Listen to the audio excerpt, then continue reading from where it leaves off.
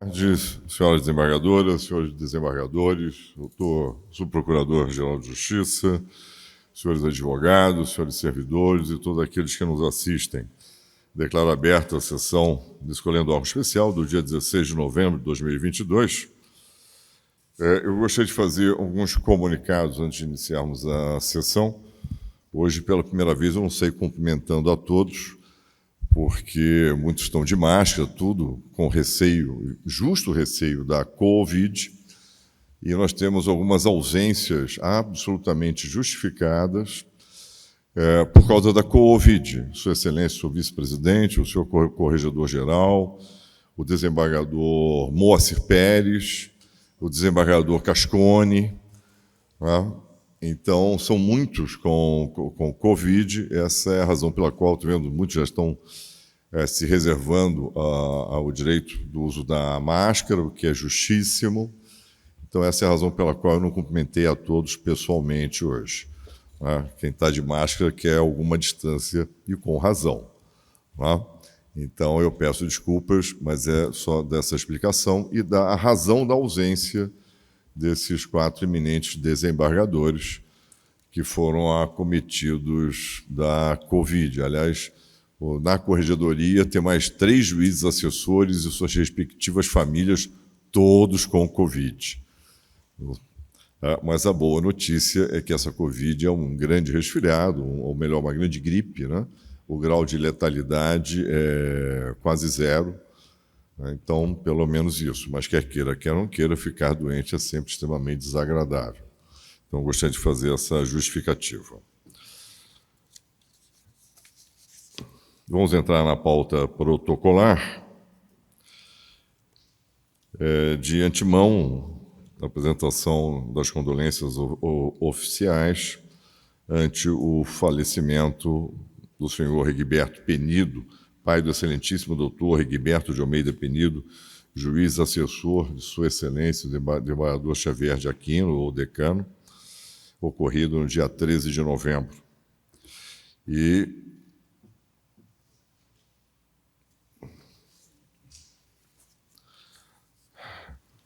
da senhora Marinita Júlia Sá dos Santos, esposa do desembargador Gildo dos Santos, ocorrido no dia 6 de novembro de 2022. A seu turno, cumprimentando e desejando votos de felicidade, a excelentíssima juíza Regina de Oliveira Marques, que se aposentou no dia 11 de novembro.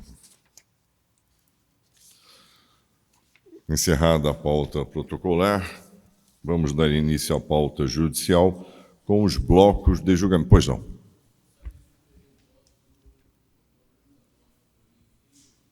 Procurador de Justiça e governador do Estado de São Paulo, faleceu ontem. Perfeitamente. Todos de acordo? Eu acompanho por certo. Vamos transmitir as condolências oficiais à família do governador Luiz Antônio Fleury Filho.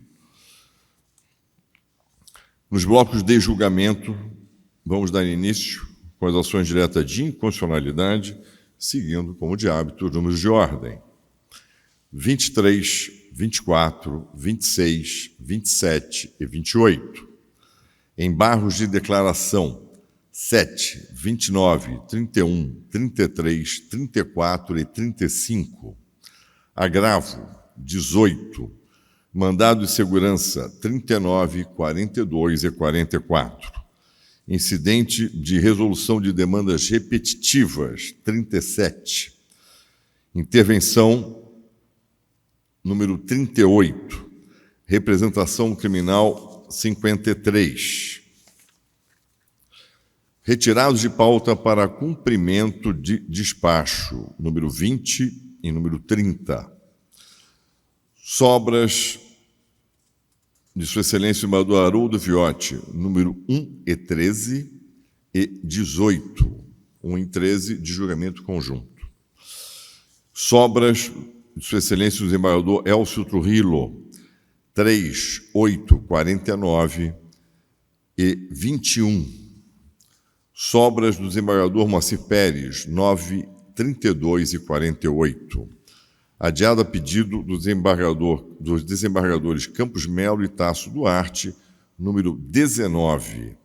Adiado a pedido do desembargador Tasso Duarte, número 25. Adiado a pedido do desembargador Evaristo dos Santos, o número 22.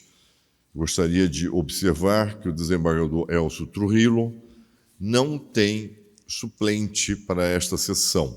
O desembargador Camilo Leles está substituindo a desembargadora Luciana Bresciani nos processos em que ela não vota. Ela veio convocada para essa sessão, que eu agradeço, sensibilizado, eu já tinha pedido para Sua Excelência, para que nós pudéssemos julgar alguns mandados de segurança e no que se aproveitou outras ações em que Sua Excelência é relatora também entraram para julgamento. Então, muitíssimo obrigado à desembargadora Luciana Bresciani, que compõe a nossa banca examinadora do concurso da magistratura. Vamos à pauta administrativa, depois retornaremos à pauta judicial.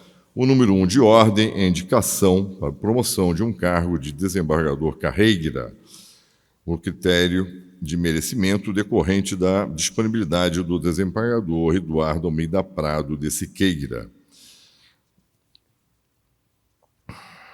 Indicado pela Corregedoria Geral da Justiça, a indicação, inclusive, dos remanescentes, que passou pelo Conselho Superior da Magistratura, com determinação de remessa, escolhendo o órgão especial. Indicado o doutor José Henrique Rodrigues Torres, juiz de direito da Vara do Júri, Comarca de Campinas, que era o primeiro remanescente do concurso anterior. Remanescentes, doutores José Roberto Nogueira Nascimento, da Vara da Infância e Juventude da Comarca de Marília, e a doutora Heloísa Martins Minesi, juíza substituta em 2º grau. A matéria está em discussão. Aprovaram as indicações à unanimidade, tanto a promoção quanto a remanescência. Próxima é a opção de magistrados, o número 2, da doutora Fabiola Brito do Amaral e do doutor Fernando Antônio de Lima, para que suas promoções ocorridas em 10 de novembro de 2022 se efetivem junto à 2ª Vara da Comarca de Amparo e Vara do Juizado Especial Civil e Criminal da Comarca de Jales, nos termos do artigo 13, parágrafo único da Lei Complementar 980 de 2005. A matéria está em discussão. Aprovaram as opções à unanimidade. O número 3 de ordem é uma minuta de resolução que dispõe sobre a definição de competência para processar execuções criminais das penitenciárias masculina e feminina de Gália, penitenciárias 1 e 2, com inauguração prevista para o dia 21 de novembro. Parecer favorável da Corregedoria Geral da Justiça e encaminhamento pelo Conselho Superior da Magistratura, escolhendo o órgão especial. A matéria está em discussão. Aprovaram à unanimidade a minuta de resolução. No mais, são os afastamentos, todos já tomaram ciência de todos os apontamentos, das datas, dos interessados. A matéria está em discussão. Aprovaram à unanimidade os afastamentos.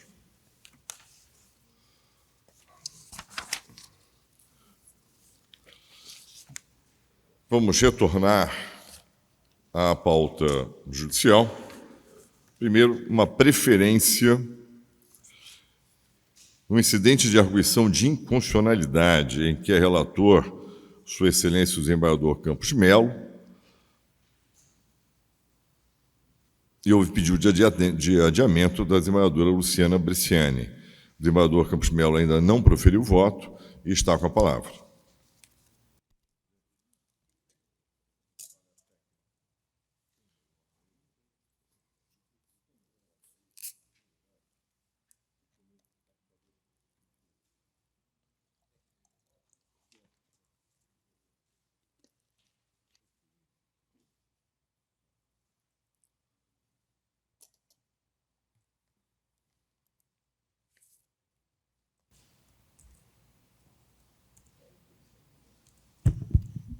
Senhor presidente, é um incidente de arguição de inconstitucionalidade concernente aos artigos 28 a 451 da Lei Complementar 247 de São Sebastião. Eu havia inicialmente externado um entendimento, depois retirei o processo de mesa para um reexame, e o meu voto é no seguinte sentido: eu entendi que a Câmara suscitante, no julgamento do agravo do instrumento em que se discutia a concessão de liminar em ação de improbidade administrativa, limitou-se a determinar a remessa dos autos para este órgão especial, porque o fundamento do direito alegado nesse agravo, no inconformismo, era a inconstitucionalidade de lei municipal. Entendo, porém, que não basta a mera discussão a respeito da constitucionalidade de norma para que haja o deslocamento do exame para o órgão. Nesse sentido, eu trago à colação a lição do ministro Gilmar Mendes, segundo a qual, aspas, assente-se que o plenário somente pode pronunciar-se sobre o que efetivamente foi acolhido pelo órgão fracionário, sendo-lhe defeso emitir juízo sobre questão julgada inadmissível ou rejeitada pela turma ou Câmara. A competência para decidir sobre a constitucionalidade não é do plenário, é da Câmara, é da turma. Em situações análogas, este órgão especial não tem conhecido de arguições de inconstitucionalidade em que não tenha havido, antes da remessa, o efetivo exame fundamentado acerca da constitucionalidade de norma pelo órgão fracionário. Trago à colação precedentes relatados pelo desembargador Renato Sartorelli, por Vossa Excelência, senhor presidente, na arguição número 0021837, que foi julgada em 30 de outubro de 2019, e ainda uma outra arguição que foi relatada pelo eminente desembargador Carlos Bueno e foi julgada em 16 de outubro de 2019.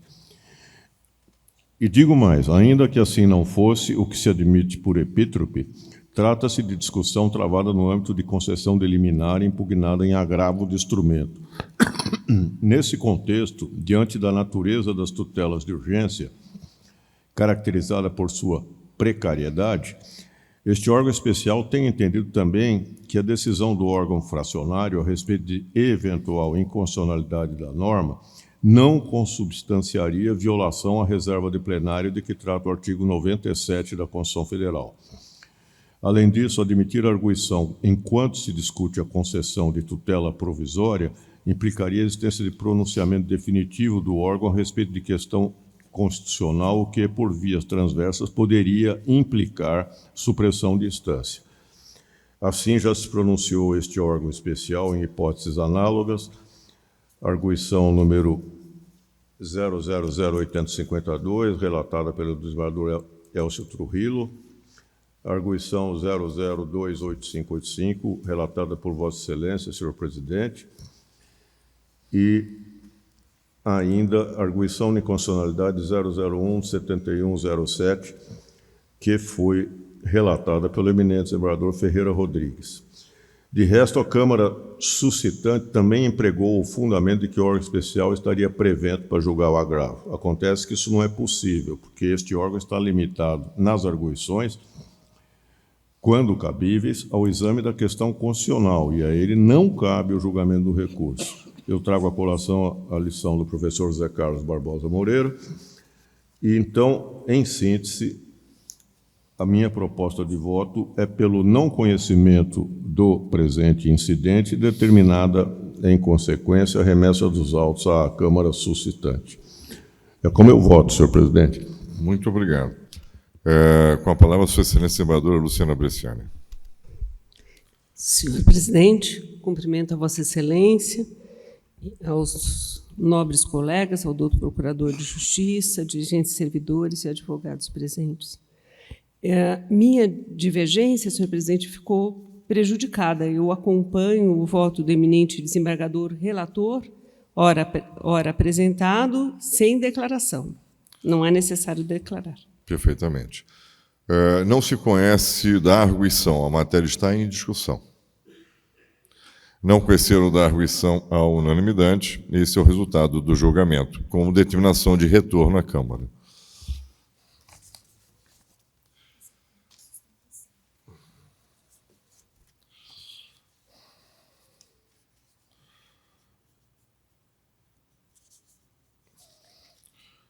Primeira inscrição para a sustentação oral é o número 5 de ordem. É um dissídio coletivo de greve em que é relator Sua Excelência o desembargador Evaristo dos Santos. Convido o doutor Rafael Ceroni, do Sindicato de Servidores Públicos Municipais de Itapecerica da Serra, a assumir a tribuna.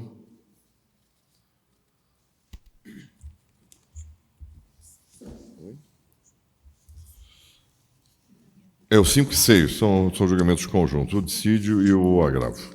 Não é isso? São os dois. O senhor está com a palavra pelo prazo legal, doutor. Boa tarde a todos, senhores desembargadores, nobres colegas presentes. São 2 dissídios, Excelência. Um intentado pelo município, outro pela Autarquia Municipal de Saúde, que possuem CNPJs diferentes, mas foram apensados. Excelências, esse julgamento ele versa sobre o movimento de greve realizado nos dias 4, 10, 11, 12, 13 e 16 de maio de 2022. No total de 6 dias de paralisação, realizado pelos servidores públicos municipais de Itapecerica da Serra. Qual que é o intuito dessa paralisação? A data base exercício 2022. E, como é de sabença de todos, com o advento da Lei 173, houve o congelamento dos 2 últimos anos, então passamos a um 3º ano sem qualquer reajuste naquele município. A defesa apresentou uma enormidade de documentos nos autos, demonstrando que se trata de uma greve não abusiva, legal. Então, esse é o pedido nosso, que seja declarado não abusiva o movimento de greve, até porque no dissídio intentado pela Autarquia da Saúde, eles manifestam que não houve a notificação, entre outras situações, o que não se procede, até porque a autarquia ela é inteiramente atrelada ao município, sem contar que, antes de tudo, houveram várias reuniões envolvendo tanto o município quanto a autarquia, os quais foram sendo notificados de todos os atos. O pedido dos servidores, nobres desembargadores, é 17%. Aparentemente, pode ser um percentual exorbitante, mas é o acumulado dos 3 últimos anos, conforme dito. Além de um reajuste no cartão alimentação de R$100, que passaria a 270. É disso que o Supremo Tribunal Federal já pacificou, né, a questão do desconto dos dias. Os servidores têm conhecimento, o sindicato alertou também os servidores que aderiram ao movimento. Outra questão que também esse nobre órgão vem decidindo é que o poder judiciário não pode imiscuir nas questões do poder executivo, intervir, né, pela independência dos poderes.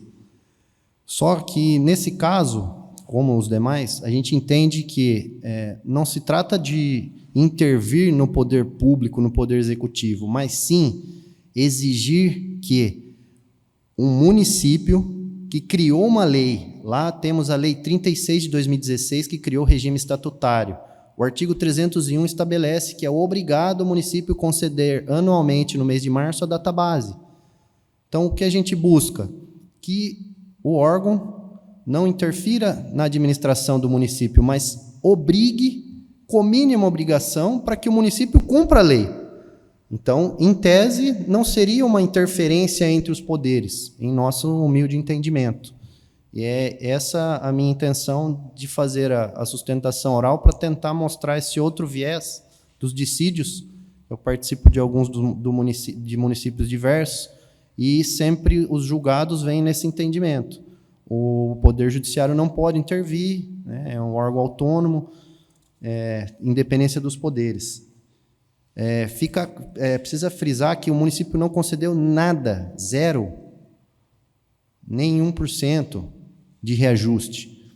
E existe uma lei, o artigo 301 da Lei 36 estabelece que o município precisa conceder, né? Então, ele tem a obrigação de cumprir a legislação, o princípio da legalidade. Então, quando o dissídio vem, Vossas Excelências, com todo respeito, fazem o julgamento de que não podem adentrar, só vão entrar na questão de é legal, não é, abusivo, não é, sem adentrar o mérito, acaba que por colocar por terra o princípio da legalidade, com devida vênia.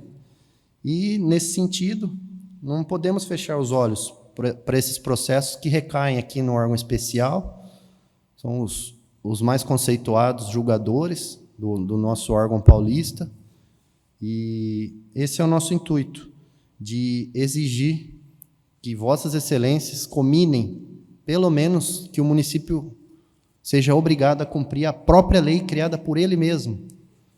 Então, com base nesses argumentos singelos, e agradecendo a todos antecipadamente, o sindicato requer que o dissídio coletivo de greve seja julgado improcedente, declarando a greve legal e não abusiva.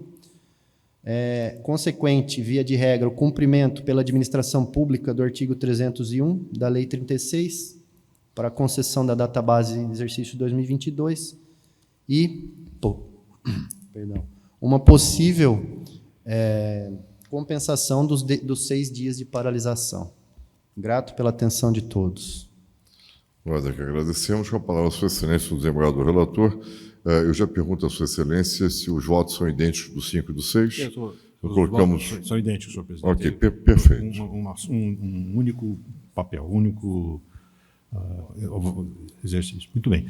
Senhor presidente, em primeiro lugar, eu cumprimento os novos colegas, Vossa Excelência, todos os presentes, especialmente o número que fez uso da palavra, para a sua objetividade, clareza e concisão.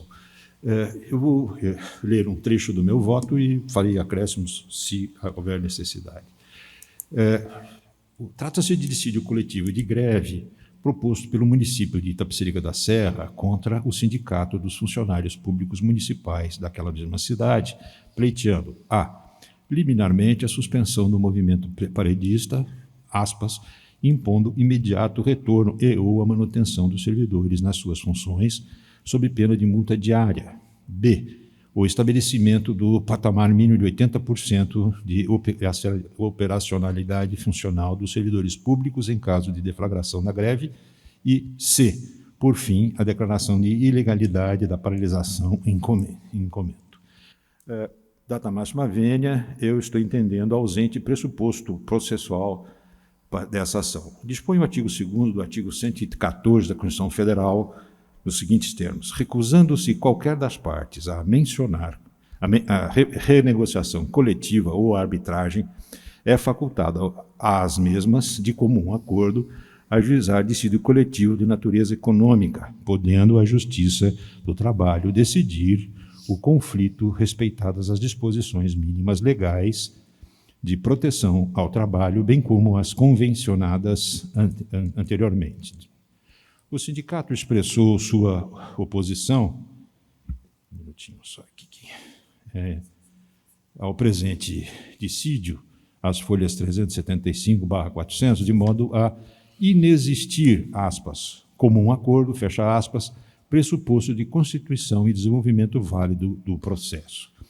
Eu menciono em seguida, acerca do dissídio coletivo de natureza econômica, os conceitos de Francisco Ferreira Jorge Neto e Gilberto de Quadros Pessoa Cavalcante. Eu não vou reproduzir, porque isso consta dos meus autos, do meu voto. O trecho da obra que já mencionei, e por eles sustentado. O artigo 114, parágrafo 2º da Constituição Federal, expressamente prevê que somente na causa de qualquer das partes a negociação coletiva ou arbitragem é facultado o ajuizamento do tecido coletivo por comum acordo.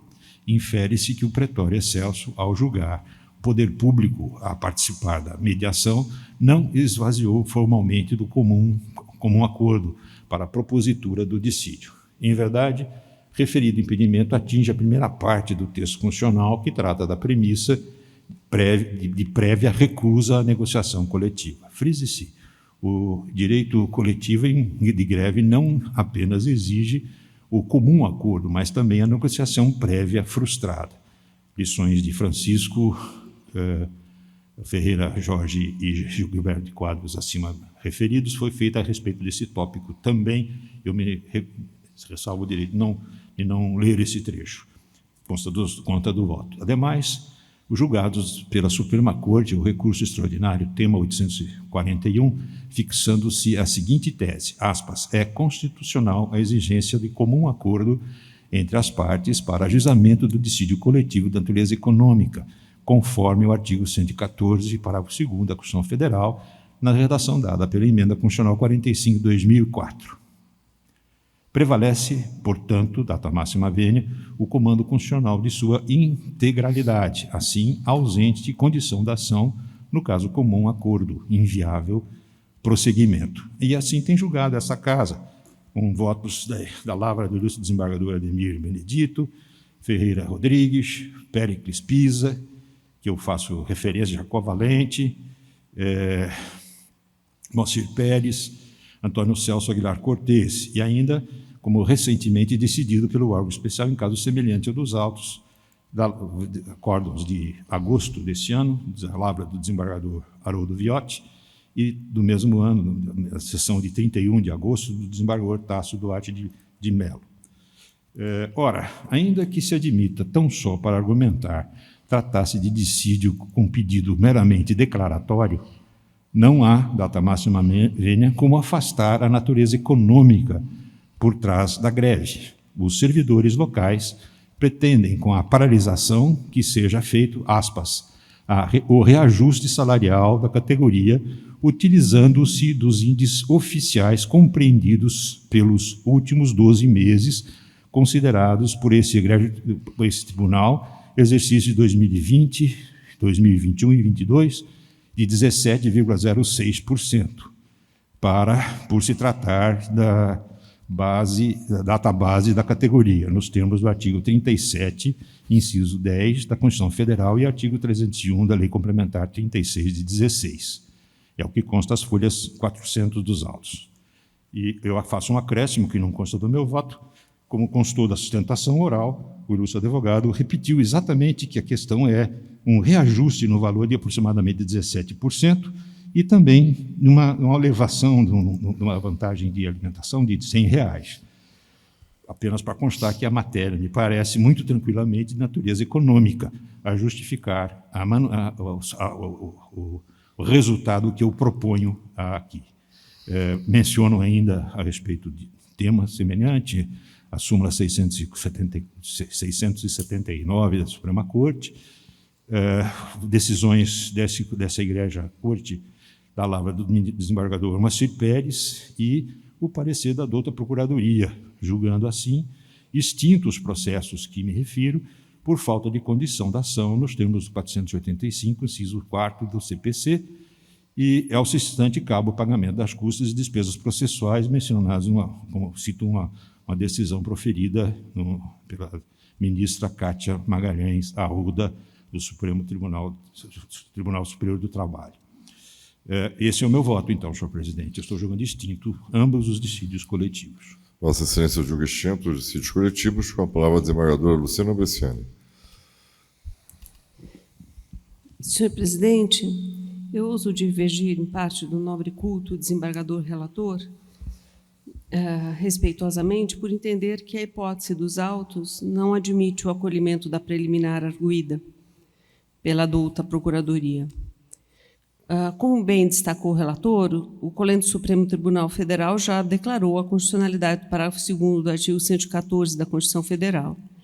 Ocorre que a hipótese versada no dispositivo não se aplica, no meu entendimento, à espécie, pois o ajuizamento do dissídio coletivo de greve, embora frequentemente envolva discussão de natureza econômica, como no caso dos autos, em princípio, possui natureza declaratória quanto à abusividade ou não da greve.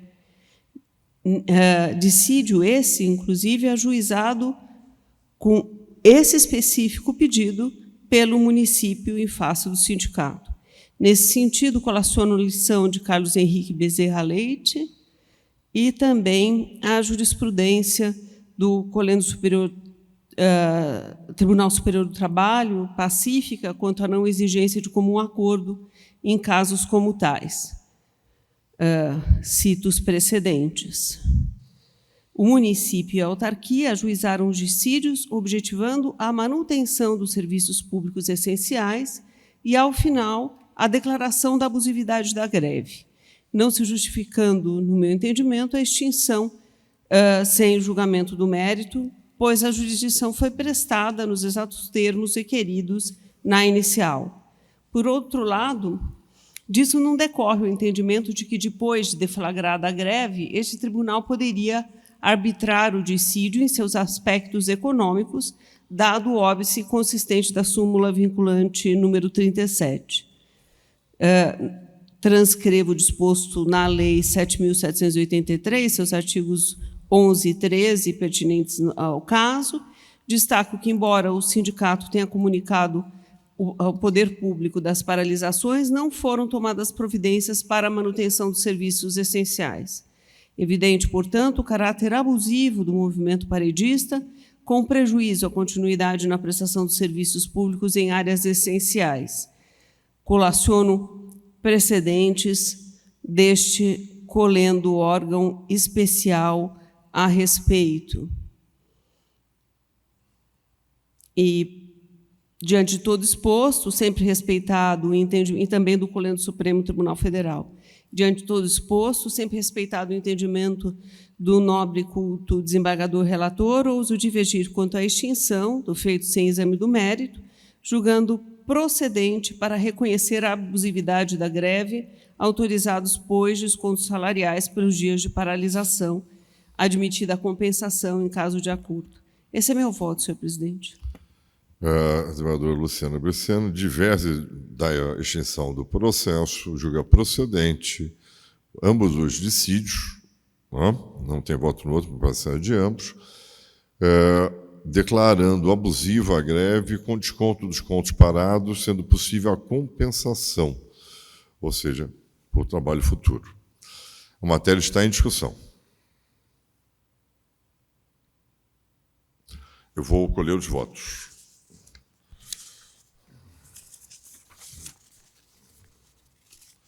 E eles valem tanto para o 5 como para o 6.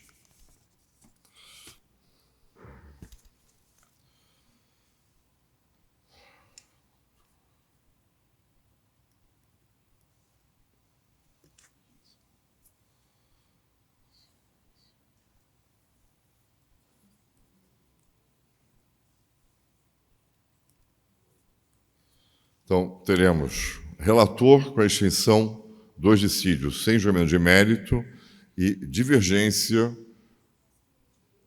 Doutor Fábio Potter Leitão, pois não? Não? Perfeito. E divergência com o julgamento de procedência com a declaração da abusividade, o desconto dos dias com possibilidade de compensação futura. Ok? Então, vamos lá. Desembargador Xavier de Aquino. Com todas as vênias com o relator. Relator. Desembargador Damião Kogan. O relator, senhor presidente. Relator. Desembargador Ferreira Rodrigues. Com o relator, senhor presidente. Desembargador Ademir Benedito. Presidente, com a devida vênia, eu acompanho o voto do eminente relator. Relator. Desembargador Campos Melo. Data vênia, eu acompanho o eminente relator. Relator. Desembargador Fábio Gouveia. Com o relator, senhor presidente. Relator. Desembargador Matheus Fontes. Estou com o eminente relator. Relator. Desembargador Jacó Valente. Eu voto com o relator, presidente. Relator. Relator. Desembargador James Ciano. Vênia com o relator, presidente. Relator. Desembargador Costabile Solimene. Data vênia, relator também. Desembargador Luiz Fernando Nisch. Data vênia com o relator, senhor presidente. Desembargador Décio Notarangeli. Com o relator, data vênia, senhor presidente. Desembargador Jarbas Gomes. Presidente, pedindo vênia para acompanhar o relator. Relator. Desembargadora Márcia Deladeia Baroni. Com o relator, senhor presidente, com a devida vênia da divergência. Desembargador Tasso Duarte de Melo. Senhor presidente, também acompanho o relator com a devida vênia da divergência. Desembargador Figueiredo Gonçalves. Data vênia com o relator, senhor presidente. Desembargador Poços Leitão. Com o relator, senhor presidente, com a devida vênia. Por maioria de votos, julgaram extinto o dissídio, valendo por 5 e por 6, sem apreciação de mérito. Declara voto divergente a desembargadora Luciana Bresciani, tanto no 5 como no 6. Esse é o resultado dos julgamentos. Doutor, muitíssimo obrigado. Tenha uma boa tarde.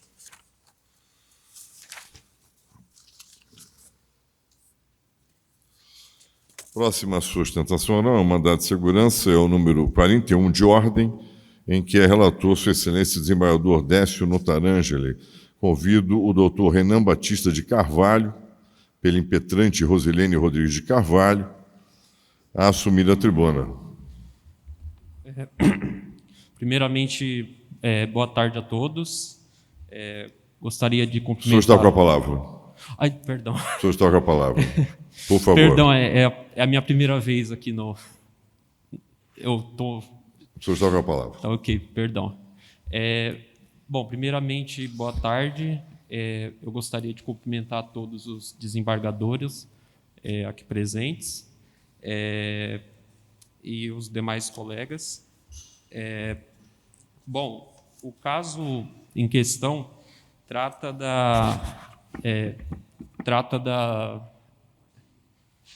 perdão. O caso em questão, ele trata sobre um concurso público, né, que a impetrante prestou no ano de 2015, quando foi aberto o edital para a contratação de enfermeiros, né, para o Hospital Heliópolis, e que poderia ser usado para para a contratação de outros hospitais, né? Ou seja, já se passaram 7 anos, né? E, infelizmente, a impetrante ainda não teve a resposta sobre a sua nomeação ou não, né? Ela ficou na posição de número 100, né? No concurso, o que por si só não garante a nomeação, né? É só a expectativa de direito, né? Mas só que ocorreram alguns fatos, né, que geraram, ao meu ver, um direito subjetivo à nomeação, né? Eu gostaria de citar o voto do ministro do STF, Luiz Fux, no recurso extraordinário 837-311, tema 784, que ele fala sobre quando se adquire, né, o direito subjetivo à nomeação. Ele fala que o surgimento de novas vagas ou a abertura de novo concurso para o mesmo cargo durante o prazo de validade do certame anterior não gera automaticamente, né, o direito à nomeação, ressalvadas hipóteses de preterição arbitrária e motivada por parte da administração, caracterizada por comportamento tácito ou expresso do poder público, capaz de revelar inequívoca necessidade de nomeação do aprovado durante o período de validade do certame, a ser demonstrado de forma cabal pelo candidato. Aqui eu trouxe três casos, né, que eu entendo que houve que o Estado demonstrou essa necessidade, né, da nomeação do aprovado. No primeiro caso, quando houve a convocação para a anuência de vagas no Hospital Ipiranga para a contratação definitiva, né? Houve a autorização do governador, né, que no processo está na página 54, no dia 19/10/2018, pelo então governador Márcio França. O segundo momento que eu entendo que houve essa inequívoca necessidade, né, de nomeação demonstrada pelo Estado foi na nomeação informal da impetrante, indicando, inclusive, a vaga que seria ocupada por conta da aposentadoria da senhora Elza Lima dos Santos, né, que também está foi colocada em anexo no processo, né? Isso no dia 27 de julho de 2020. também houve um encaminhamento, né, de um secretário da Saúde, no ato 0251, que demonstrava a importância da contratação em definitivo dos enfermeiros do concurso público em questão, que está na página 58. Né? O chamamento, e o terceiro ponto, que eu acho que é o mais que indica essa necessidade de contratação, foi o chamamento para a anuência de vagas temporárias para a mesma vaga que a impetrante havia dado da anuência em 2018. Né? Porque, assim, houve uma abertura de um edital para a contratação de vagas temporárias nessa mesma vaga que havia sido aberta para ser contratada em definitivo. Né? Então, deste modo, eu entendo que houve essa preterição da contratação da impetrante, né, sem dar nenhum motivo claro, né, porque você tinha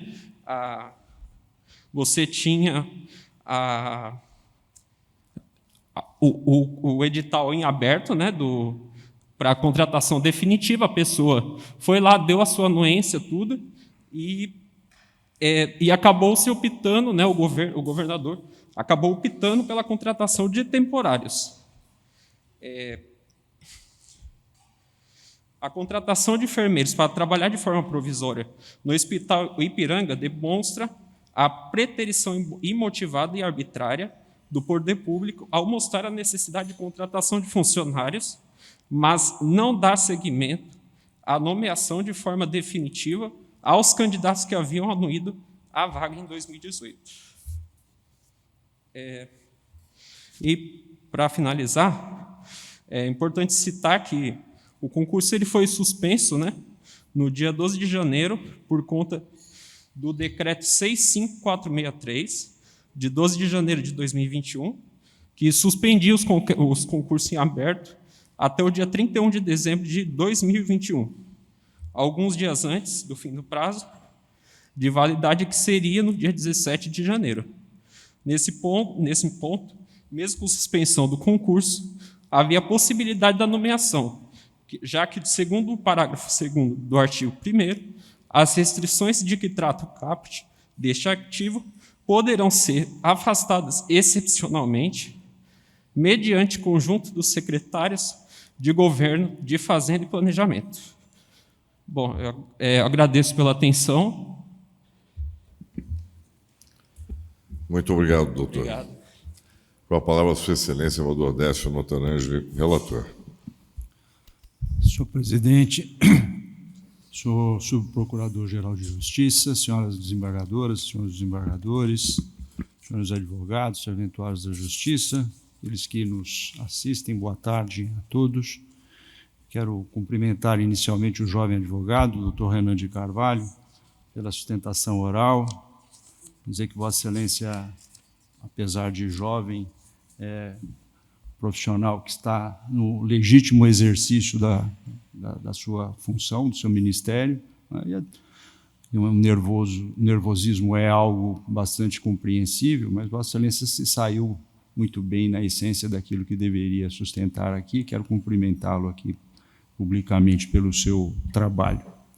Senhor presidente, nós temos hoje na pauta alguns casos que envolvem a nomeação de candidatos aprovados nesse concurso para enfermeiro. Eu trouxe um voto de decadência nesses casos, já foi encaminhado. Eu vou apenas abordar aqui os aspectos que eu considero essenciais aqui. O direito de requerer o mandado de segurança é limitado a 120 dias a contar da data da ciência do impetrante do ato impugnado. Decorrido esse prazo, o interessado decai do direito de requerer a segurança, embora possa pleitear pelas vias ordinárias. o que se discute aqui no mandado de segurança é uma omissão imputada ao impetrado, manifestada essa omissão no encerramento do prazo de validade do concurso público sem nomeação do candidato aprovado. Concurso público para provimento do cargo de enfermeiro no Hospital Heliópolis foi homologado em 17 de janeiro de 2017, com prazo de validade de 2 anos, prorrogado por igual período até 17 de janeiro de 2021. A impetração, no entanto, somente foi protocolizada em 9 de março de 2022, portanto, quando há muito transcorrido o prazo decadencial. Para afastar a decadência, e há alguns votos que eu tenho ciência que afastam a decadência, o que se alega é que o Decreto Estadual 65.463 de janeiro de 2021 teria suspendido os concursos públicos em andamento e as nomeações para os cargos públicos e as admissões em empregos públicos quando vagos. Devida vênia, eu entendo que, embora o concurso público pudesse ser suspenso, no caso, o concurso público ele não estava em andamento, já havia sido encerrado. Ele se encerra com a divulgação, com a homologação, a divulgação do resultado e com a homologação do certame. A partir daí, o concurso está encerrado. O provimento dos cargos é uma etapa seguinte, mas ele, na verdade, se encerra com a homologação do resultado do certame. E ainda que houvesse suspensão de nomeação, eu entendo que a suspensão não tem o condão de prorrogar o prazo de validade do concurso público. Há precedentes, eu cito no meu voto, do ministro Sepúlveda Pertence, dizendo que a suspensão não implica em prorrogação do prazo. Aliás, a grande questão é essa, né? Porque poderia um decreto prorrogar o prazo de validade de concurso em confronto aberto, explícito, com o artigo 37, inciso 3º da Constituição Federal e artigo 115, inciso 3º. Ambos os dispositivos constitucionais dizem que o prazo de validade do concurso será de até 2 anos, prorrogável uma vez por igual período. Pode um decreto prorrogar o prazo de validade contra expressa e literal disposição da Constituição Federal, da Constituição Estadual? Eu, com a devida vênia, entendo que não. E por essas razões, senhor presidente, o meu voto denega a segurança sob fundamento de decadência, respeitados os entendimentos contrários, senhor presidente. Esse é o meu voto. Sua Excelência denega a ordem, a matéria está em discussão.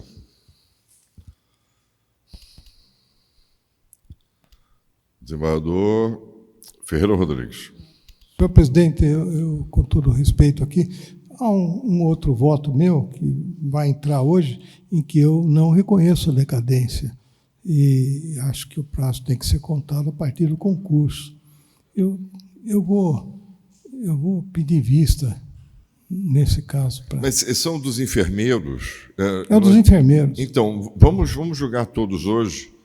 Então, tá bom. Então, eu afasto a decadência e concedo a segurança. Perfeito. Com base na mesma argumentação do meu voto aqui, o que vai entrar, os 50.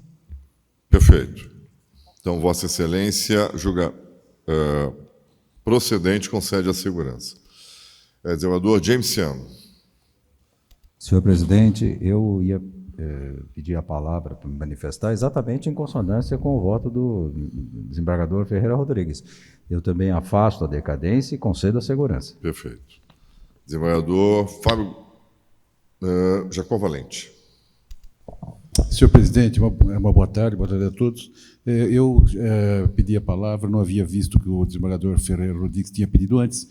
Eu não vou me estender mais, eu vou acompanhar a divergência apenas sem maiores considerações, na esteira do que decidi, inclusive nos outros processos dos quais eu sou relator.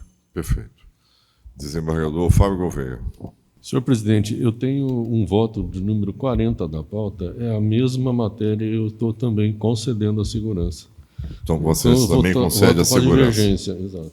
Perfeito. Constável Solimene. Presidente, só uma observação.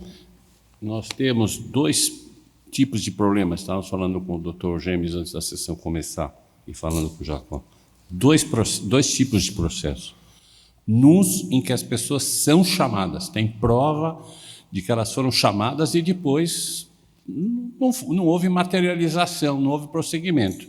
Nesses casos, sem querer invadir a convicção de quem quer seja, e até meu voto foi citado algumas vezes aí, porque foi um dos primeiros que examinou a questão, eu concedi a ordem.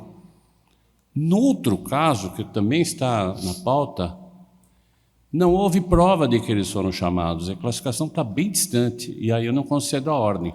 Neste caso, eu não sei se eu não conferi essa circunstância, até porque no final de semana no grupo eu coloquei que eu não conseguia acessar os processos, em razão do recesso do SAGE.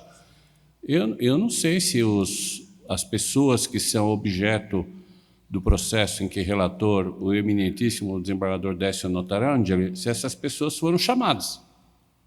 O próprio advogado, se não foram, elas não foram então, chamadas. Se não foram chamadas, eu vou acompanhar para afastar a matéria preliminar, porém, no mérito, denega a ordem. Eu denego a ordem. Então, tá. Desembargador Tasso Melo. Senhor presidente, meu cordial boa tarde a todos. Eu fiquei com a impressão, até discutíamos no almoço, que essa situação é a exceção da exceção. Fiquei contando sem ter visto os autos, porque também não conseguimos no final de semana ter acesso, mas eu tenho a impressão que mesmo admitida a prorrogação do prazo, é isso que eu entendi do voto do desembargador Décio, mesmo admitida a prorrogação do prazo, retomada a contagem do prazo, teriam sido superados os 120 dias. Eu fiquei com essa impressão do voto. Se não for isso, eu vou pedir vênia para acompanhar a divergência. Minha memória passou quase um ano. Pois é, porque o prazo Porque seria 21, contado a partir de 21. 22. Ele vai para o ano março de 2022. E era nesse sentido que eu estava acompanhando. As datas conferem. As me datas lembro conferem. De ter visto Então, isso, tanto que eu mencionei no isso voto. por verdade, dessa excepcionalidade, sim, enfrentar a questão que estão deduzidas nos outros blocos, que inclusive eu também afasto a decadência, tenho um voto meu afastando a decadência, mas nesse caso eu acho que o prazo foi perdido. Decadência. É isso. O prazo de decadência foi perdido mesmo admitida a prorrogação pelo decreto. Foi é isso que está relatado no voto do eminente desembargador Décio. Perfeito. Com a palavra, Sua Excelência, o Ademir Benedito. Também tem um caso em que a desembargadora Luciana pediu vista, trouxe um voto divergente, já adiantei a Sua Excelência que vou acompanhá-la em caso semelhante, mas aos demais. No caso agora relatado pelo eminente desembargador Décio Notarangeli, a situação é um pouco diferente. Realmente, acho que houve perda do prazo de decadência, então estou acompanhando o relator por essas razões. Perfeito. Desembargador Matheus Fontes. Tenho número 15 da pauta, que versa sobre o mesmo tema. Eu vou pedir vênia ao eminente relator para acompanhar a manifestação divergente. Qual delas? Divergente acompanhado o doutor Ferreira Rodrigues. Procedência. A concessão da ordem. Sim, senhor. Eu acho que vou ter que, na hora de colher os votos, eu vou ter que anotar, então eu peço desculpa já de antemão, porque fica difícil. Com a palavra, o desembargador Constável Solimene. Eu queria fazer uma observação dirigido ao desembargador Tasso. Houve a edição da legislação que suspendeu os concursos e que vigorou até 31 de dezembro de 2021. Foi salvado o melhor juízo. Se a impetração é em março, está no prazo. Então, não perdeu, com todo respeito, tanto o desembargador Tasso quanto o desembargador Ademir Benedito e o desembargador Manuel Matheus Fontes. Não houve decadência, porque se começou a contar a partir de 1º de janeiro, que é a data subsequente, e nem seria 1º de janeiro, porque não é dia útil, os 120 dias não teriam sido percorridos quando da impetração. Então, eu acho que, por esse argumento, também não houve decadência.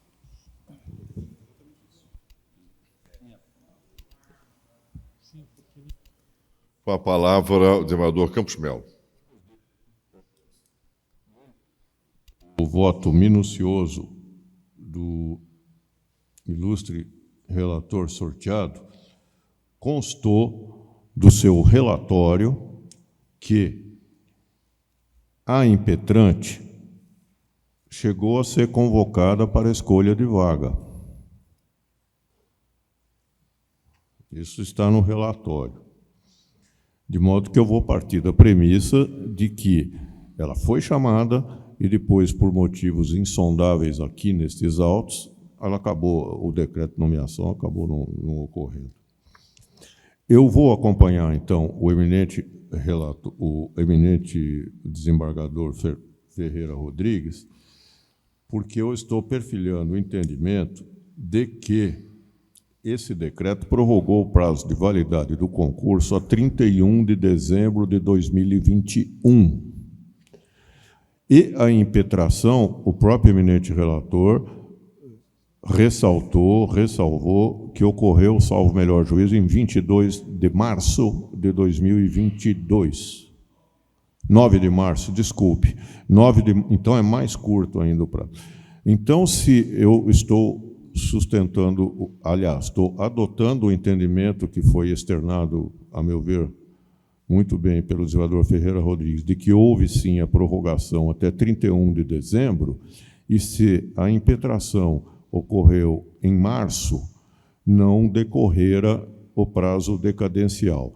E, à luz do que foi mencionado no relatório do eminente relator sorteado, segundo o qual a impetrante houvera sido chamada, inclusive, para se integrar à administração, é caso, no meu entender, de concessão da ordem. É como eu voto acompanhando a divergência iniciada pelo desembargador Ferreira Rodrigues. Desembargador Gemiciano. Senhor presidente, era essas as observações que eu iria fazer. O decreto realmente prorroga, suspende e prorroga até 31 de 12 de 2021, e se nós aceitarmos o decreto, março estaria dentro dos 120 dias. 2. Foram chamados 345 candidatos. Se ela é 100, ela estava dentro do elenco dos convocados. E o próprio voto, como bem disse o desembargador Campos Melo, o próprio voto no seu relatório diz que ela foi convocada. Por estas razões, eu estou ratificando o meu voto na divergência. Ordem. Concessão da ordem. Perfeito. Desembargador... Não, desembargador Gustavo Solimene, já fiz uso da palavra 2 vezes. Ademir Benedito. Segunda vez, senhor presidente. Está no regimento. Então, desembargador Ademir Benedito. Só um minutinho. Desembargador Ademir Benedito. Perdão, peço vênia. Pela segunda vez, diante dos novos pronunciamentos do desembargador Costabe Solimene e Gastão Toledo, eu vou rever o meu voto, estou afastando a decadência e concedendo a ordem. Concedendo a ordem. Os termos do voto do eminente desembargador Ferreira Rodrigues. Tá. Desembargador Costabe Solimene. Aqui, Vossa Excelência. Não vi. Perdão, senhor presidente, eu conheço o regimento e peço desculpas não, a Vossa Excelência e aos colegas. É que Vossa Excelência, quando eu estava prolatando o voto, observou que o advogado teria dito que eles não foram chamados. Mas diante do esclarecimento do relator, não bastasse a observação feita pelo desembargador Gastão e pelo desembargador Gêmeos. O próprio relator, aqui ao meu lado, observou que eles foram chamados. Então, se eles foram chamados, eu inverto, e o meu voto é igual ao do desembargador Gastão. Concessão da ordem. Sim. Perdão, senhor presidente. Concessão da ordem, é isso mesmo? Isso. Afasta a decadência e concede-se a ordem. Perfeito. Eu vou colher os votos. Se eu repetir alguém, eu peço desculpas.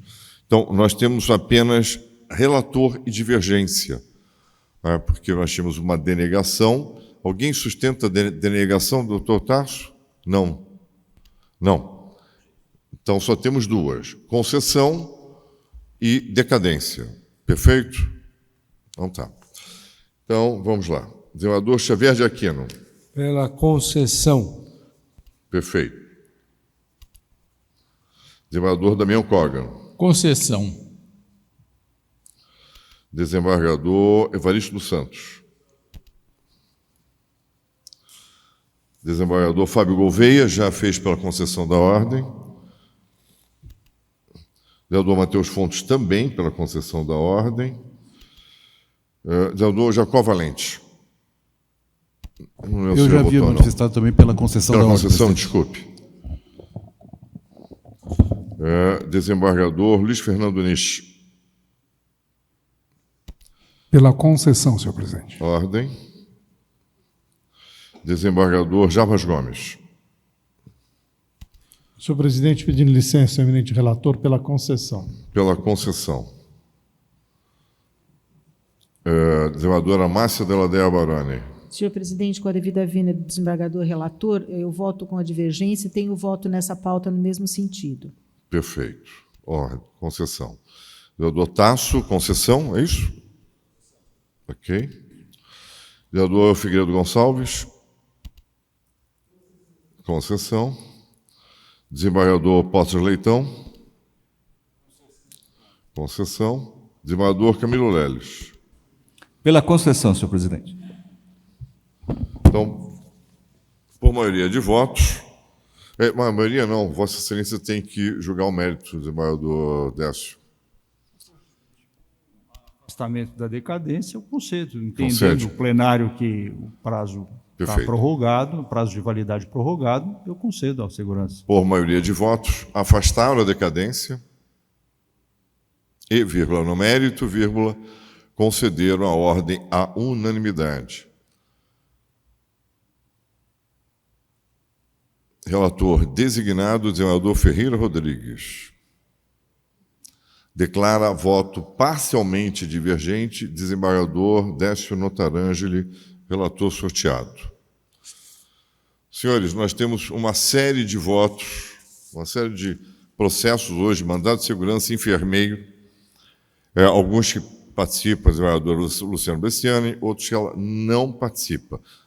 Doutor, já está proclamado o resultado. Muitíssimo obrigado, muito boa tarde. A minha pergunta, eu vou dar o número de ordem desses processos: 11, 17, 40, 43, 46, 50, 51 e 52. Eu pergunto aos respectivos desembargadores relatores: a matéria é a mesma que essa desse julgamento? O primeiro deles, o desembargador Damião Kogan. E só que são várias pessoas. Eu estou concedendo naquelas que foram chamadas, nos dois processos, o 11 e o 17. No 11 e no 17. No 17, 3 em cada um. Hein? Tá. Concede em parte, por favor. Há alguma divergência fora a eventual decadência? Não há? Há decadência na hipótese, desembargador Décio, não sei se vai sustentar ou não. Eu fico vencido, senhor presidente, eu não sei se é esse que Vossa Excelência está se referindo. É o 11 e o 17. Eu tenho um que eu declarei no sentido da decadência, que eu fiz idêntico a esse voto, eu declaro vencido essa... Tanto no 11 como no 17? Não, 13. Hã? 13. Ah, não, mas isso não é hoje, esse não é agora. Ah, tá. A pergunta é só do 11 e do 17. Não, eu fico vencido, já somo a maioria. Acompanho. Então, todos concordes, 11 e 17, na concessão parcial da ordem? Perfeito. Então, 11 e 17 concederam parcialmente a ordem, na forma do voto do relator. Número 40, desembargador Fábio Gouveia. A matéria é idêntica a essa que foi hoje tratada no primeiro processo? Sim. Vossa Excelência está concedendo a ordem. Não é concessão parcial, é concessão integral. Concessão integral. Há divergência na hipótese? Concederam a ordem à unanimidade, esse é o resultado do julgamento. Número 46, desembargador James Ciano. Vosso processo é idêntico a esse posto? É idêntico, concessão parcial. Concessão parcial da ordem. Há divergência quanto à concessão parcial da ordem? Concederam parcialmente a ordem à unanimidade, esse é o resultado do julgamento. Número 50, desembargador Ferreira Rodrigues está concedendo a ordem. Exato? Há divergência na concessão da ordem? Concederam a ordem à unanimidade, esse é o resultado do julgamento. Número 51, Costabile e Solimene. Qual a proposta de julgamento de Vossa Excelência no 51? Desculpe, desembargador Campos Melo? Que foi relatado agora pelo eminente desembargador Ferreira Rodrigues, ele fere o tema, e aliás com maestria, concernente à decadência. Então, eu não sei se seria o caso de indagar o eminente desembargador Décio se ele vai divergir nessa preliminar, porque foi justamente o voto dele que acabou sendo o condutor para que nós tivéssemos afastado a decadência no caso relatado pelo desembargador Décio. E não se manifestou. Vossa Excelência quer no número 50 declarar vencido em parte? Desculpe, eu não tinha feito declaração nisso, porque eu já tinha apresentado nos outros casos e declararia. Eu estou aderindo, como eu fiquei vencido, eu estou aderindo à posição da maioria e não tem nenhum inconveniente. Então, no número 50... Vossa Excelência vai ganhar medalha, então, é isso. Vencido dessa maneira, eu vou aderir imediatamente, não tenho nenhum interesse em levar adiante nem a decadência. Notória, não nem foi, a decadência. Não foi isso? Então, nem a decadência. Então, quero perdoar a minha intervenção, que foi intempestiva e desnecessária. Peço desculpas. De maneira alguma. Está perdoado. Número 51 de ordem, desembargador Costabile Solimene está com a palavra. Estou afastando a decadência, mas aqui eu denego porque não há prova nos autos de que eles teriam sido chamados. Então, eu denego. É diferente dos outros casos. Então, Vossa Excelência está denegando a ordem, a matéria. Há divergência no número 51? Denegar a ordem à unanimidade, esse é o resultado do julgamento.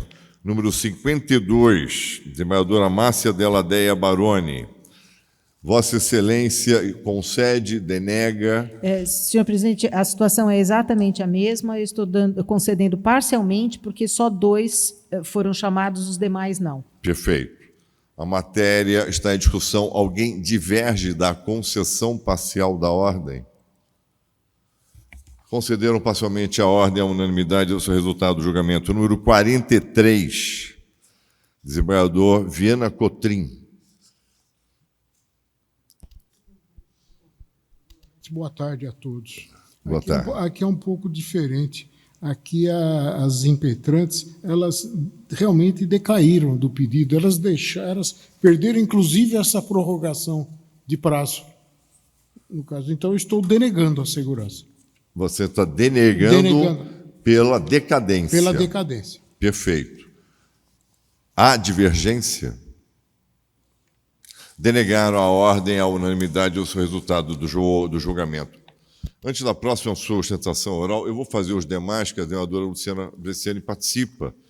Já que nós estamos embalados, eu peço desculpas ao doutor advogado, mas aqui há um interesse maior da Corte. São os processos de número 2, 14, 10, 12, 15 e 47. 2 e 14, julgamento conjunto, é o agravo interno e o mandado de segurança do desembargador Jacó Valente.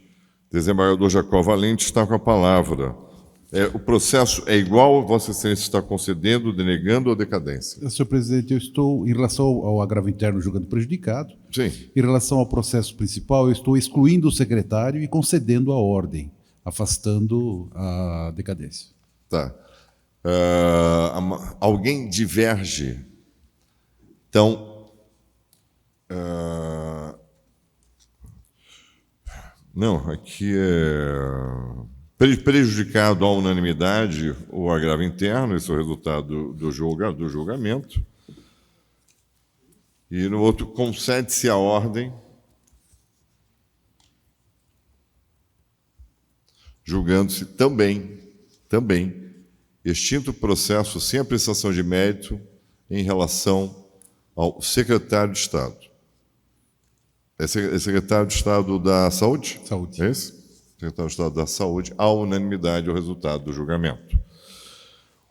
O número 10 de ordem, o desembargador Tasso Melo.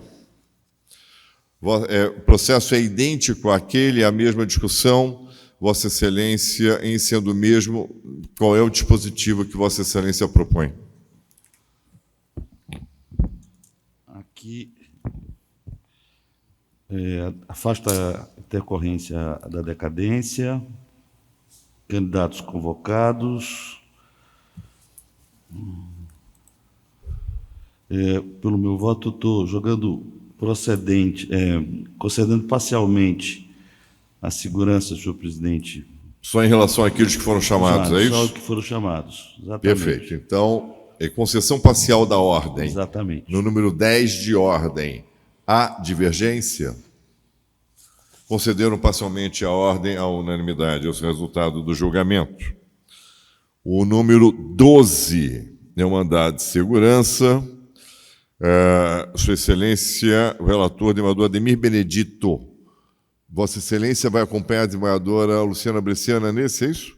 Sim, senhor presidente, eu estou acompanhando e já conversei com Sua Excelência, a desembargadora Luciana, solicitando que ela fique com o acordo, ela concordou. Perfeito. Concessão parcial, hipótese exatamente igual às que já foram anteriormente julgadas. Então, concessão parcial da ordem, há divergência no número 12. Concederam parcialmente a ordem. Relatora designada, desembargadora Luciana Bresciani. Vossa Excelência não declara, desembargador Ademir? Não declara, perfeito.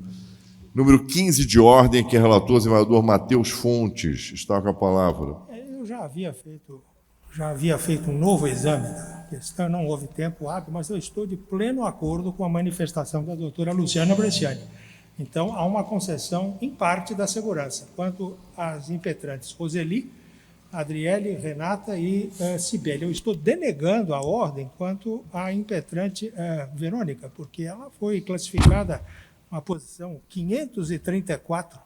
As vagas abertas para o cargo efetivo de enfermeiro e preenchidas por enfermeiros contratados por tempo determinado não alcançaram a posição que ela obteve no certame. Então, senhor presidente, eu estou de pleno acordo com a manifestação divergente, que agora já não é mais divergente, da doutora, e estou concedendo em parte a segurança. O relator concede em parte a segurança. Alguém diverge? Vossa Excelência declara voto convergente? Necessário, senhor presidente. Não. Está prejudicado. Perfeito. Concederam parcialmente a ordem à unanimidade, esse é o resultado do julgamento. O último é o de Vossa Excelência, a desembargadora Luciana Bresciani, é o número 47 de ordem. O processo é idêntico ao original. A senhora está no dispositivo propondo? Concessão parcial. Concessão parcial? Idêntico, senhor presidente. Perfeito. Idêntico. A desembargadora relatora propõe a concessão parcial da ordem, a matéria está em discussão, há divergência? Concederam parcialmente a ordem, esse é o resultado do julgamento. Eu transmito a presidência para Sua Excelência, o desembargador Xavier de Aquino, para julgamento do número 45 de ordem. Pois não, desembargador Jacob Valente? Salvo o melhor juízo, faltam 2 processos do mesmo tema, que é o 13 em conjunto com o número 1 e o 16. Por quê? Só um minutinho. Doutor Haroldo... desculpa, há um doutor pedido Haroldo. de vista. Doutor Haroldo não estaria presente? Há um pedido de vista aqui. Um é do... O 14... Sobra. Do desembargador Haroldo Viotti. Eu não havia tentado... Perdão, senhor presidente. Não havia tentado... Nada. Alguém mais pediu a palavra? Desembargador Fábio Gouveia? Senhor presidente, pauta, eu havia pedido vista e trouxe meu voto. Esse processo está adiado. É o da semana passada, esse aí vem depois. Então, vamos ao número 45. Alguém... Desembargador Tarcísio. Vera Cotrim. 16 também está nos adiados. Está como sobra. Ele também está adiado. É o doutor Haroldo Viotti. Muito obrigado, senhor presidente. Vereadora Luciana Bessiani. Senhor presidente, tem acho que 2 ou 3 que ainda ficaram adiados e que tem declaração de voto minha. Essas declarações de voto, se eu puder retirá-las, para que os processos possam fluir, porque as declarações eram apenas com relação à questão da decadência, porque os votos originais dos eminentes desembargadores relatores não traziam essa questão. Os votos originais não traziam, e nenhum dos nossos trazia. A partir do momento que o desembargador Décio suscitou essa questão, eu analisei e fiz um convergente, já antecipando minha posição a respeito dessa questão da decadência. Hoje, os votos dos eminentes relatores já incluíram. Por isso, eu fiz até anotei junto à secretaria que eu nem declararia mais o convergente, não faz mais sentido eu declarar. Então, se eu puder retirar o obstáculo ao julgamento nas próximas sessões, é só esse apontamento. Quais são? São o da relatoria do desembargador Moacir Pérez. Mas não estão hoje. Ficaram adiados para a próxima. Então, não tem como retirar. Não tem como, né? Não dá. É que, na realidade, eles não começaram a ser julgados, né? Eu acho que eles não começaram a ser julgados. Eu não tinha declarado, mas de um jeito ou de outro foi adiado por Vossa Excelência. Eu tenho que aguardar a Vossa Excelência para poder julgar. Acho que não foi por mim, não foi por mim. O único que foi adiado por mim foi o da relatoria do desembargador Ademir. Eram sem vista.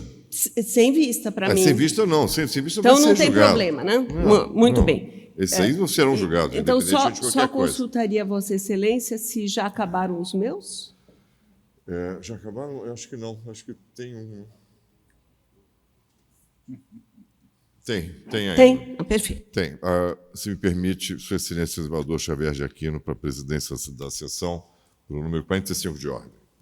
Boa tarde a todos, eminentes desembargadores desse escolhendo órgão especial, como também o representante que oficia nessa corte, aos ilustres advogados e os serventuários da Justiça. Trata-se de um mandado de segurança da comarca de São Paulo, em que é relator o erudito desembargador Evaristo dos Santos. Conclamo a assumir a tribuna o doutor Marcelo de Oliveira Moreira.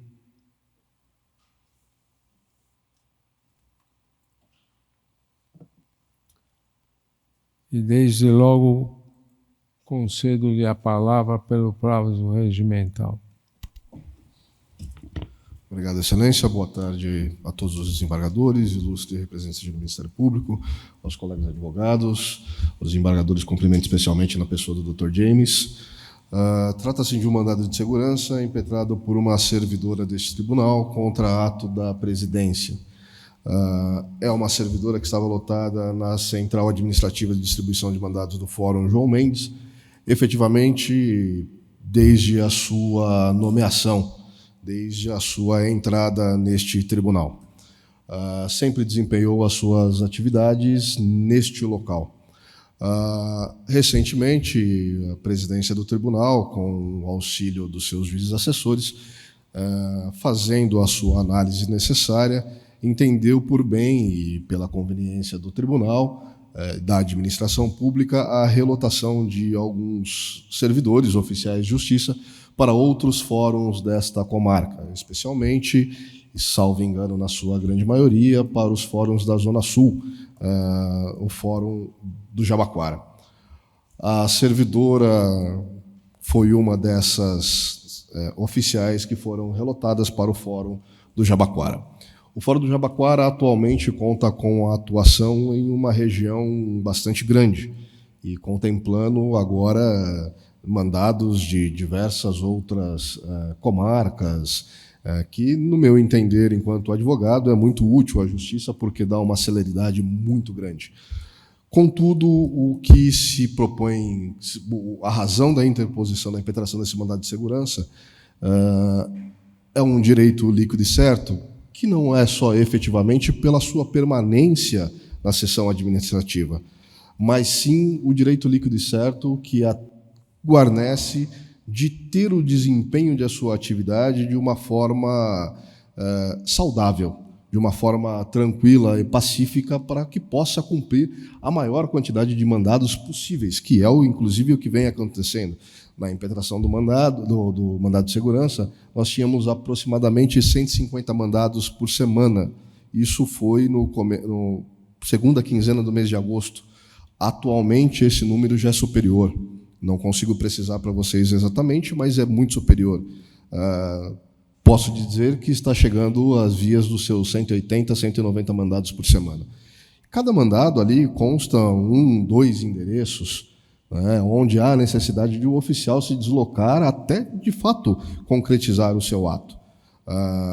Além disso, a seção administrativa de mandados conta, e os oficiais de justiça contam com um sistema para certificação que eles encontram uma certa dificuldade, e creio que em razão do volume de trabalho, creio que em razão da quantidade de oficiais, certificando ali normalmente no período noturno, depois de cumprir os seus mandados, que o sistema em si é moroso, é lento. E tenho certeza que esse tribunal está trabalhando para poder aperfeiçoar o sistema. Mas voltamos à questão da saúde, do trabalho com qualidade, do trabalho com excelência. O desempenho desta servidora, ao longo de sua lotação no Central Administrativa de Mandados do Fórum João Mendes, e até mesmo antes de existir a sessão administrativa, sempre foi de excelência. O que se questiona, e aí na motivação do ato administrativo realizado por essa presidência, não é apenas e tão só a motivação que levou. A motivação nós sabemos, mas essa motivação ela efetivamente não foi exposta no processo administrativo, ou melhor, no mandado de segurança. Existe um processo administrativo, mas essa informação não veio aos autos. Veio apenas e tão só a mesma decisão que foi publicada no Diário Oficial, que por necessidade e conveniência da administração pública estavam se relotando os funcionários.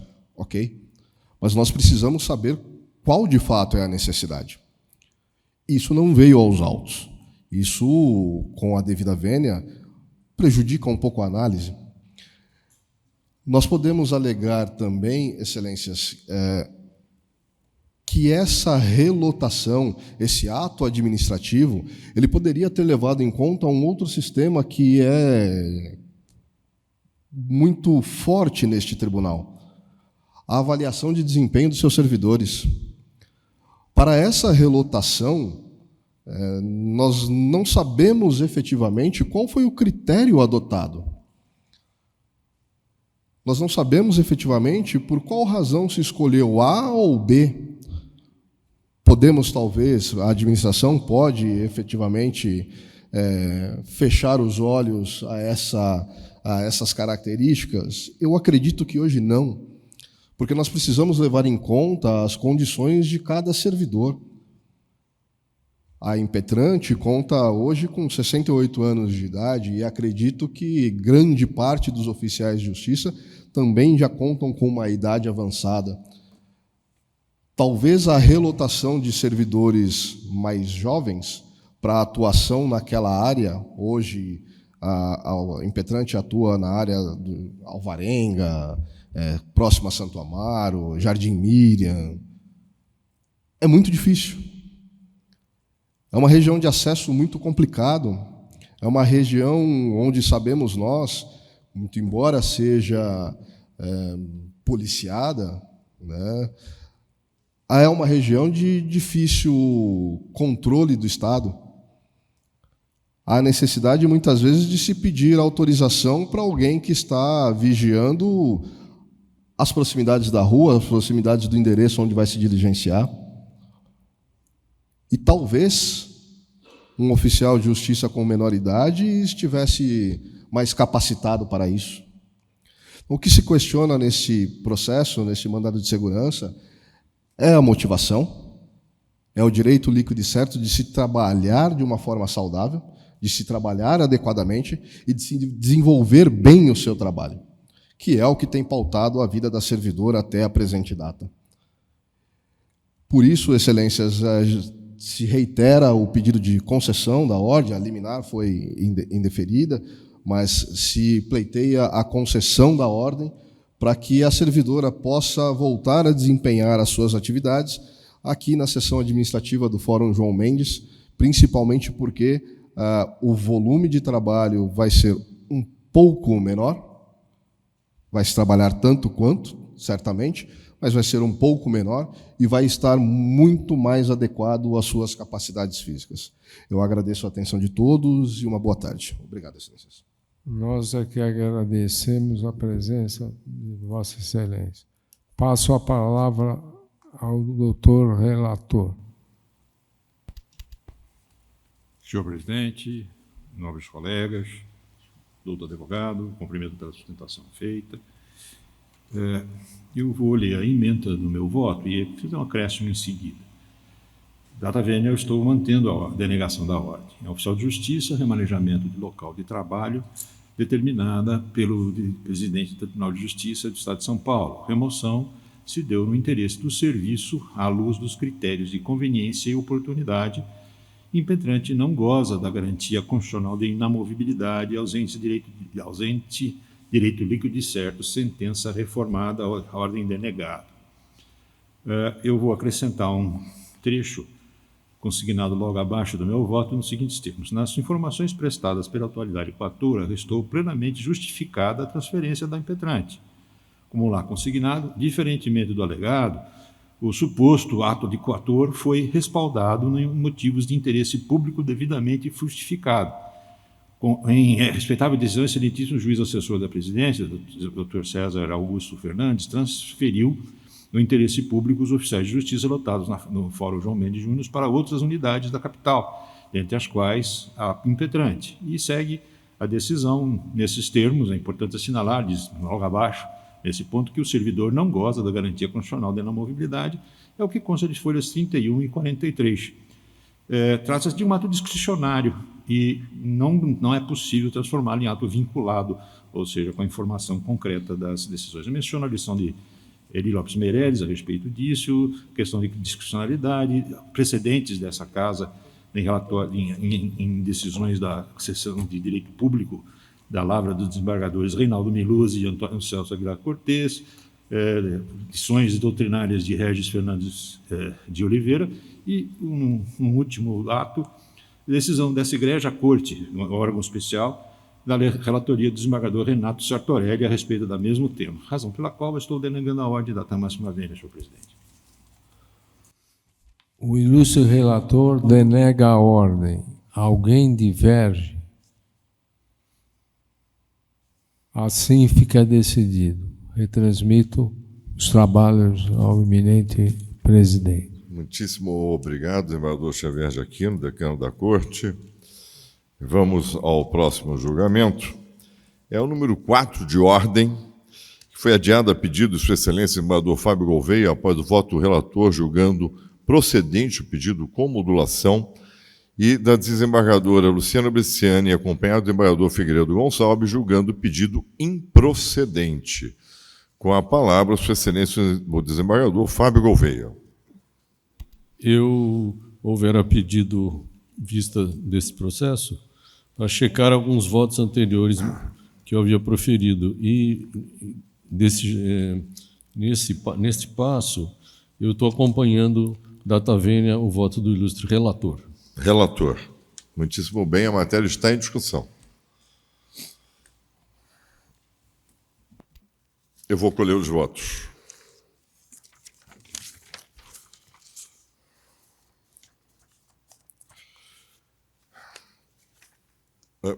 Oi? Já? Eu acompanho o relator. Como voto, Sua Excelência, senador Xavier de Aquino. Com o relator. Como voto, Sua Excelência, senador Damião Cogan. Com o relator, senhor presidente. Com voto, Sua Excelência, senador Ferreira Rodrigues. Com o relator. Com voto, Sua Excelência, senador Evaristo dos Santos. Relator da Taverna, senhor presidente. Com voto, Sua Excelência, senador Campos Melo. Com o relator, senhor presidente, da Taverna. Como vota Sua Excelência, senador Matheus Fontes. Como vota Sua Excelência, desembargador Jacó Valente. Por que ele pulou a dele? Relator, presidente. Relator. Com voto Sua Excelência, desembargador Gemiciano. Com o relator. Com voto Sua Excelência, desembargador Costabile Solimene. Relator. Com voto Sua Excelência, desembargador Luiz Fernando Nisch. Com o relator, senhor presidente. Com voto Sua Excelência, o desembargador Décio Notarangeli. Com o relator, senhor presidente. Com voto Sua Excelência, desembargador Jarbas Gomes. Com voto Sua Excelência, desembargadora Márcia Deladeia Baroni. Com o relator, senhor presidente, com a devida vênia da divergência. Com voto Sua Excelência, desembargador Tasso Duarte de Melo. Com o relator, senhor presidente. Com voto Sua Excelência... Não, já foi. Julgaram procedente, por maioria de votos, julgaram procedente com modulação, declarando voto divergente, desembargadora Luciana Bresciani. Pergunta ao desembargador Figueiredo Gonçalves se declara. Não? Não. Esse é o resultado do julgamento. Esse foi o último voto. Desembargador Ademir Benedito? Só para esclarecer, Vossa Excelência não me chamou, não sei se eu não participo do julgamento. O desembargador Figueiredo Gonçalves tinha votado na vossa substituição. Eu aqui peço desculpas de não ter alertado antes. De qualquer forma, eu agradeço às senhoras desembargadoras, os senhores desembargadores, o senhor subprocurador, os senhores advogados, senhores servidores e todos aqueles que nos assistiram. E declaro encerrada essa sessão, mas não antes de dar a palavra à Sua Excelência, o desembargador Campos Melo. Eu gostaria de cumprimentar Vossa Excelência pela muito célere condução dos trabalhos. Muitíssimo obrigado. Declaro encerrada essa sessão. Muitíssimo obrigado. Uma boa tarde a todos.